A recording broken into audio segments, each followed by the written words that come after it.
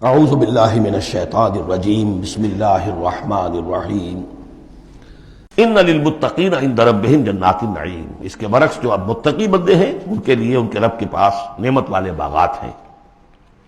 افنجعل المسلمین کالمجرمین، کیا ہم اپنے فرما برداروں کو مجرموں کے برابر کر دیں گے؟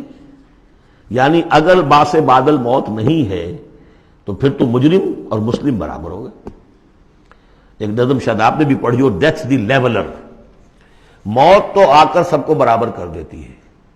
چاہے کوئی محل میں رہتا تھا بہت اور وہ بڑے گدیلے نرم مخملی اور خواہ کوئی چٹائی کے اوپر یا ننگی زمین کے اوپر کہیں سوتا تھا اینٹ اپنے سر کے نیچے رکھ کر، موت کے بعد تو سب کا ایک ہی حشر ہے، ڈیتھ دی لیولر۔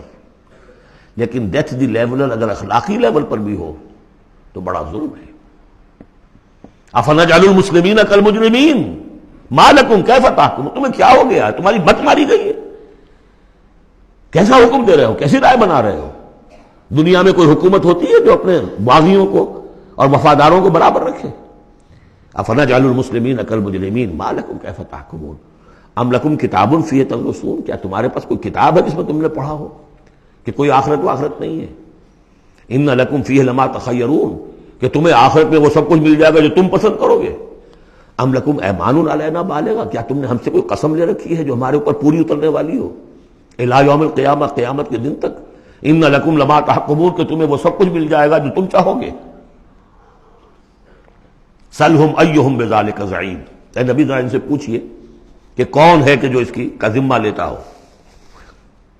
ام لہم شرکاء، کیا ان کے کوئی شریک ہے جو وہاں بچا لیں گے؟ فلیاتوا بشرکائہم ان کانوا صادقین، تو لائیں اپنے شریکوں کے اگر سچے ہیں۔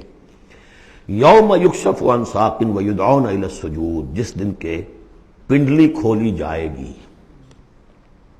آیات متشابہات، کوئی شان ہے، میدان حشر کا کوئی مرحلہ ہے جس میں اللہ کی کوئی تجلی ہے خاص جو ظاہر کی جائے گی، اور وہ بھی ایک چھلنی ہے لگانے کے لیے۔ جو دنیا میں صاحب ایمان تھے، نمازیں پڑھتے تھے، سجدے کرتے تھے، وہ فوراً اس تجلی کو دیکھتے ہی سجدے میں گر جائیں گے، اور جو دنیا میں اکڑے رہتے تھے ان کی گردنیں اکڑی رہتی تھی، سجدے نہیں کرتے تھے، وہ چاہیں گے سجدہ کرنا کر نہیں سکیں گے، چھلنی لگ جائے گی۔ اب وہ تجلی کون سی؟ اللہ کی یکشف عن ساق، اللہ کی پنڈلی کھولی جائے گی، واللہ عالم۔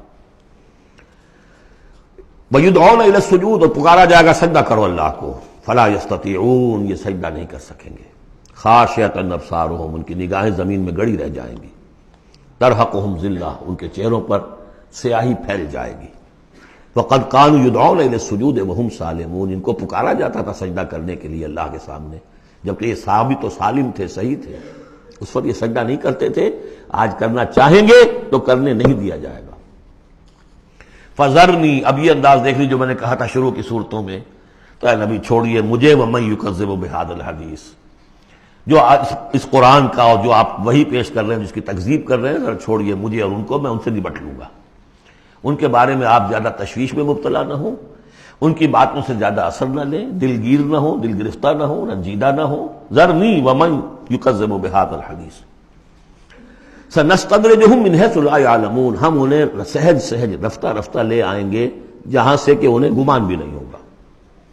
یہ کیا استدراج کہلاتا ہے؟ یہ علماء کی زبان میں یہ جب چونکہ اصطلاحات جب گفتگو ہوتی ہے،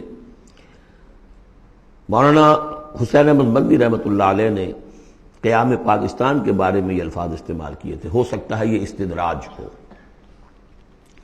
استدراج کیا ہوتا ہے کہ کوئی شخص غلط کار ہے، غلط راستے پر جا رہا ہے، اور کوئی اس کو اللہ تعالیٰ اور نواز دیتا ہے، وہ سمجھتا ہے میں تو بڑا کامیاب ہوں، پھر اور اپنی غلطی کے اندر بڑھتا چلا جا رہا ہے، بڑھتا چلا جا رہا ہے، بڑھتا چلا جا رہا ہے، پھر ایک ہی جھٹکا ہوتا ہے اور اللہ کام ختم کرتا ہے۔ استدراج ہے درجہ درجہ، درجہ بدرجہ، اور اس کی رسی ڈھیل دے کر، اور اسے دنیا میں کامیابیاں دے کر، تاکہ اور خوب سے باطن پورا ظاہر ہو جائے، اور وہ شدید سے شدید تر عذاب کا مستحق بن جائے، وہ استدراج ہے۔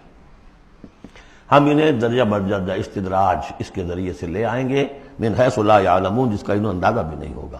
وَأُمْلِي لَهُمْ، اور میں ان کو ڈھیل دوں گا، مہلت دوں گا۔ ان کیدی متین، میری تجویز، میری چال بہت مضبوط ہے۔ جیسے میں نے بارہا مثال دی ہے کہ اگر مچھلی کے حلق میں کانٹا پھنس گیا تو اب وہ شکاری ڈھیل دے رہا ہے، جائے گی کہاں؟ کانٹا تو لگا ہوا ہے۔ اسی طریقے سے املی لہم ان قیدی متین، اس کو میں چونکہ کہہ بیٹھا ہوں اس کو تو میں زیادہ بیان کر دوں آپ سے کہ اصل میں 1946 میں مولانا مدنی رحمۃ اللہ علیہ چونکہ رمضان مبارک ہمیشہ کرتے تھے سلہٹ میں، سن 46 کے رمضان میں انہوں نے کہہ دیا تھا کہ ملأ اعلیٰ میں پاکستان کے قیام کا فیصلہ ہو چکا ہے، اس لیے کہ وہ ہم لیلۃ القدر کے اندر فیہا یفرق کل امر حکیم، تمام معاملات طے ہو جاتے، ایک سال پہلے طے ہو چکا ہے، اگلی سال کے لیلۃ القدر میں پاکستان قائم ہو گیا۔ لیکن ظاہر بات ہے کہ مولانا مدنی قیام پاکستان کے مخالف تھے، تو اب ان کے کچھ عقیدت مندوں نے کہا کہ اگر یہ بات ملأ اعلیٰ کا یہ فیصلہ اگر آپ پر منکشف ہو گیا ہے، کشف ہو گیا ہے آپ کو، تو ہم کیا کر رہے ہیں، ہم پھر مخالفت کیوں کر رہے ہیں؟ تو انہوں نے جواب میں یہ کہا تھا کہ یہ معاملہ ہے تکوینی، اللہ نے جو فیصلہ کیا ہے کیوں کیا ہے یہ ہم نہیں جانتے، ہمیں دیکھنا ہے دنیا میں اپنے معاملات کو اپنی عقل سے کام لے کر، ان السمع والبصر والفؤاد کل اولئک کان عنہ مسئولا، ہمیں یہ دیکھنا ہے کہ مسلمانان ہند کے لیے کون سی تجویز بہتر ہے، صحیح تر ہے، اور ہمیں اس پر عمل کرنا ہے۔ تکوینی معاملہ ہے، ہو سکتا استدراج ہو کہ مسلمانوں میں سے کچھ لوگوں نے جو غلط روش اختیار کی ہے اللہ اور ڈھیل دے کر ان کے لیے کوئی بڑا عذاب لانے والا ہو، اور واقعہ یہ ہے کہ ایک بڑا عذاب ہم پر سن 71 میں آ گیا تھا، لیکن کچھ پتہ نہیں دوسرا عذاب اب سر پر آیا کھڑا ہو، لیکن اس کا سبب میرے نزدیک قیام پاکستان نہیں ہے، بلکہ اس کے بعد کا جو ہم نے طرز عمل اختیار کیا وہ ہے۔ تو یہ استدراج کے حوالے سے میں نے یہ وضاحت کر دی۔ ام تسألہم اجرا فہم من مغرم مثقلون، یہ سورہ طور میں یہ آیتیں جو کہ تو آ چکی ہیں، اے نبی کیا آپ ان سے کوئی اجرت طلب کی ہے؟ آپ نے بل تو نہیں بہت بڑا دے دیا ان کو کہ میں نے اتنی تمہیں جو تبلیغ کی ہے تو یہ میرا بل ہے؟ ام تسألہم اجرا فہم من مغرم مثقلون، کہ اس کے تاوان تلے دبے جا رہے ہیں یہ؟ ام عندہم الغیب فہم یکتبون، یا ان کے پاس غیب کا علم ہے جسے یہ لکھ رہے ہوں؟ فاصبر لحکم ربک، اے نبی صبر کیجئے، اور یہاں صبر کے بعد لام ہے، لحکم ربک، انتظار کیجئے اپنے رب کے حکم کا۔ اور یہاں نوٹ کر لیجئے آگے آ رہا ہے حضرت یونس علیہ السلام کا معاملہ، ان سے بس یہی خطا ہوئی تھی کہ اپنی قوم کے کفر اور مخالفت اور عناد سے غصے میں بھر کر، حمیت حق کا غصہ تھا، غیرت حق کا غصہ تھا، اللہ سے کوئی غصہ نہیں تھا معاذ اللہ، یہ کچھ مترجمین ادھر چلے گئے اللہ سے ناراض ہو کر، ذهب مغاضبا معاذ اللہ معاذ اللہ معاذ اللہ، ان کی بد کرداری اور ان کی مخالفت سے بد دل ہو کر غصے میں بھر کر چلے گئے، انتظار نہیں کیا اللہ کے حکم کا۔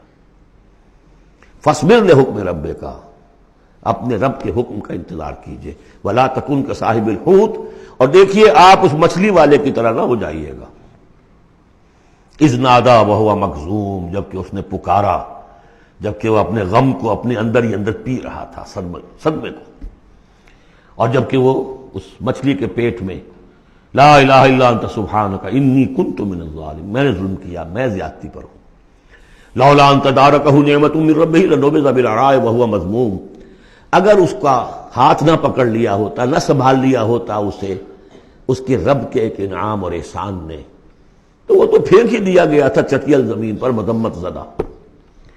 اس کو میں چاہتا تھا کہ آپ کو بتا دوں کہ اصل میں یہ علاقہ جو ہے بال بک کا علاقہ، اور وہ اس سے اوپر جو یہ عراق اور جو شمالی علاقہ ہے وہاں کہیں نینوا کا شہر ہے، وہاں یہ تھے۔ اور آج کل جو دجلہ اور فرات کا معاملہ ہے وہ تو چھوٹی ندیاں رہ گئی ہیں، اس وقت ہو سکتا ہے کہ وہ بہت بڑے دریا ہوں، اور وہاں سے وہ کشتی میں سوار ہو کر کہیں جا رہے تھے کہ کسی ویل مچھلی نے انہیں نگل لیا، اور یہ دریا گرتے ہیں اسی جو یہ گلف، پرشین گلف ہے یا گلف عربک گلف ہے، جو بھی آپ کہیں اسے خلیج العربی یا پرشین گلف، اور وہاں سے ہو کر یہ مکران کے ساحل کے قریب تک وہ مچھلی لے آئی ہے، اور یہاں اس نے الٹ دیا اللہ کے حکم سے۔ تو وہ جو میں بتا چکا ہوں آپ کو احمد الدین مارہروی کے حوالے سے کہ ایگین یقطین کا درخت اللہ نے وہاں اگا دیا، وہ سارا کام وہ نعمت ہے، لولا ان تدارکہ نعمت من ربہ لنبذ بالعراء وہو مذموم فاجتباہ ربہ فجعلہ من الصالحین، تو اس کے رب نے پھر اس کو نواز دیا، پسند کر لیا، اور اسے پھر صالحین میں سے کر دیا۔ وہی یکاد الذین کفروا، یہاں پر یہ نوٹ کر لیجئے کہ یونس ابن متی یہ جو ہے ان کے بارے میں حضور نے فرمایا مجھے ان پر بھی فضیلت مت دو، اور ہم جو ہیں وہ سارا جو ہے زور ہی اس پر صرف کر دیتے ہیں، وہ افضل ہیں، لیکن حاجت مشاطہ نہیں، صورت دل آرام رہا، ان کی کوئی ضرورت نہیں ہے، دنیا جانتی ہے، آج پوری دنیا مان رہی ہے۔ اگر مائیکل ہارٹ کہہ رہا ہے on top of the list a selection and gradation of the 100 most influential personalities of the world, human history, and putting Muhammad on top، تو جادو وہ جو چھڑ چھڑ کر بولے گا خود بولے گا۔ إِن يَكَادُ الَّذِينَ كَفَرُوا لَيُزْلِقُونَكَ بِأَبْصَارِهِمْ لَمَّا سَمِعُوا الذِّكْرَ وَيَقُولُونَ إِنَّهُ لَمَجْنُونٌ۔ یہ سورت کا ابتدائی اور سورت کی انتہا یہاں پہ آ کر جڑ گئی ہے، اور یہ بھی سمجھ میں آ گیا نون سے کیوں شروع ہوا۔ یہ نون کہتے ہیں مچھلی کو، ظَنُّونِ الذَّهَبَ مُغَاضِبًا، مچھلی ہی کا معاملہ، حضرت مچھلی والے کی بات پر سورت ختم ہو رہی ہے۔ اور یہ لوگ تو تلے ہوئے اس پر ہے نبی صلی اللہ علیہ وسلم، لَيُزْلِقُونَكَ بِأَبْصَارِهِمْ، کہ آپ کو وہ پھسلا دیں گے، آپ کے قدموں میں تزلزل پیدا کر دیں گے اپنی نگاہوں سے گھور کر۔ لما سمعوا الذکر، جب یہ سنتے ہیں، جب آپ اللہ کا کلام انہیں سناتے ہیں تو ایسے گھورتے ہیں۔ اور یہ بھی آتا ہے کہ اس کے لیے باقاعدہ انہوں نے یہ عاملین جو ہوتے ہیں، جو اپنی وہ جو قوت ارادی کو مجتمع کر لیتے ہیں اپنی آنکھوں میں، بس کرتے ہیں، اس کے ایکسرسائزز ہیں کہ پھر وہ کسی کو دیکھتے ہیں تو وہ آنکھوں کی تاب نہیں لا سکتا، ان کے کوئی شخص آنکھیں چار نہیں کر سکتا ان سے، تو ان کو بھی بلا کر جو ہے باقاعدہ حضور کے اوپر ان کی یہ جو ہے وہ کوشش کی گئی کہ اسی کے ذریعے سے حضور، اصل بات تو یہ تھی کہ حضور کی جو قوت ارادی ہے اسے کسی طرح کل کر دیا جائے کہ وہ چھوڑ بیٹھے اس کام کو، بس اس کے لیے سارے حربے انہوں نے آزمائے۔ وَإِن يَكَادُ الَّذِينَ كَفَرُوا لَيُزْلِقُونَكَ بِأَبْصَارِهِمْ لَمَّا سَمِعُوا الذِّكْرَ وَيَقُولُونَ إِنَّهُ لَمَجْنُونٌ وَمَا هُوَ إِلَّا ذِكْرٌ لِّلْعَالَمِينَ، اور نہیں ہے وہ، ہوا قرآن کے لیے بھی اور حضور کے لیے بھی، یہ تو ایک نصیحت ہے، یاد دہانی ہے۔ حضور اپنی ذات میں بھی تو یاد دہانی ہے، اپنی ذات میں قرآن مجسم ہے، جیسے کہ ام المومنین حضرت عائشہ صدیقہ رضی اللہ تعالیٰ عنہ نے فرمایا کان خلق القرآن، صدق اللہ العظیم۔